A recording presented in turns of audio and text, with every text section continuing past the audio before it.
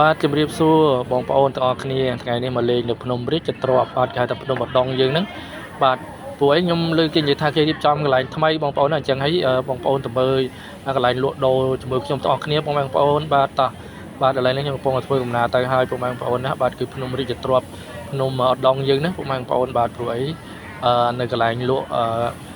ម្ហូបអាហារគ្រឿងហូបចុករបស់យើងហ្នឹងបាទកន្លែងមាន់ដុតត្រីអាំងកន្លែងខ្មុំអាំងកន្លែងខ្យងកន្លែងក្តាមអីមុខម្ហូបអីសពមុខទាំងអស់ហ្នឹងគេរៀបចំកន្លែងថ្មីហើយគេអត់ឲ្យបងប្អូនយើងនៅលក់ដូរតាមជាប់នឹងចាមផ្លូវទេបងប្អូនណាបាទនេះដូចឃើញបងប្អូនឃើញហើយឃើញបកគោលក្រហមដែលគេដាក់ហ្នឹងពីមុនមកបងប្អូនយើងគាត់លក់ម្ហូបលក់ចំណីអីនៅជាប់ចាមផ្លូវនឹងតែម្ដងបាទតែឥឡូវនេះគេអត់ឲ្យលក់នៅជាប់ចាមផ្លូវនឹងទេគេរៀបចំចាមផ្លូវនឹងដាក់ការ៉ូឡើងស្អាតហើយដើម្បីអីទុកឲ្យបងប្អូនយើងថ្មើរជើងបាទសម្រាប់ធ្វើដំណើរដោយជើងថ្មើរជើងបងប្អូនបាទដូចឲ្យបងប្អូនយើងនាំគេឲ្យទៅលក់នៅខាងក្នុងនោះវិញបងប្អូនណានៅខាងក្នុងនឹងឯងនឹងបងប្អូនបាទដូច្នេះហើយខ្ញុំគ្មានអីទេខ្ញុំគ្រាន់តែថ្ងៃនេះមកជាងមកដល់នៅភ្នំឧដុង្គខ្ញុំក៏ថតធ្វើជាវីដេអូចែកជូនបងប្អូនបានឃើញបានដឹងបាទថាកន្លែងលក់ដូរក៏មុននៅជាប់ចាមផ្លូវហ្នឹងលក់ម្ហូបលក់ចំណីលក់អាហារអីសម្រាប់យើងទិញហូបហ្នឹងបាទដល់ឥឡូវនេះជាប់ចាមផ្លូវហ្នឹងគឺគេអត់ឲ្យលក់ទៀតទេបាទគេឲ្យមកលក់ចូលខាងក្នុងនេះវិញបាទនៅចិត្តនឹងដែរទេបងប្អូនគាត់ថាគេឲ្យយើងលក់នៅខាងក្នុងបាទយកកន្លែងជាប់ចាមផ្លូវហ្នឹងធ្វើជាកន្លែងថ្មើរជើងបងប្អូនណាបាទហ្នឹងហើយបាទឃើញថាការរៀបចំមានសណ្ដាប់ធ្នាប់ល្អទៅយើងក៏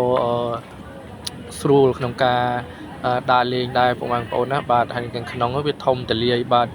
សម្រាប់បងប្អូនយើងគាត់លក់ដូរបាទហ្នឹងហើយអញ្ចឹងបងប្អូនមកលេងក្រោយគាត់ជាបងប្អូនប្លែកហើយទាំងកាលមុនឃើញគេលក់នៅជាប់ចាមផ្លូវសពឥឡូវអត់មានអ្នកលក់នៅជាប់ចាមផ្លូវនឹងទេបងប្អូនណាគឺគេឲ្យលក់នៅខាងក្នុងផ្សារខាងក្នុងនេះវិញបងប្អូនណាបាទហ្នឹងហើយគេយកចិញ្ចើមផ្លូវហ្នឹង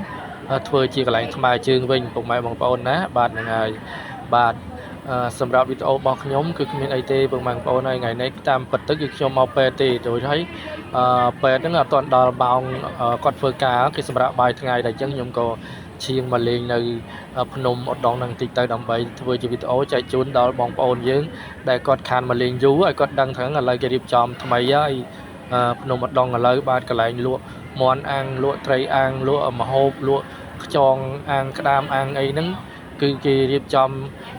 លក់ដូរនៅខាងក្នុងវិញបាទនេះបកគោលខំពីមុនហ្នឹងគឺសិតកន្លែងតូបលក់ក្រែលក់ឲ្យពុកម៉ែបងប្អូនឥឡូវគេលេង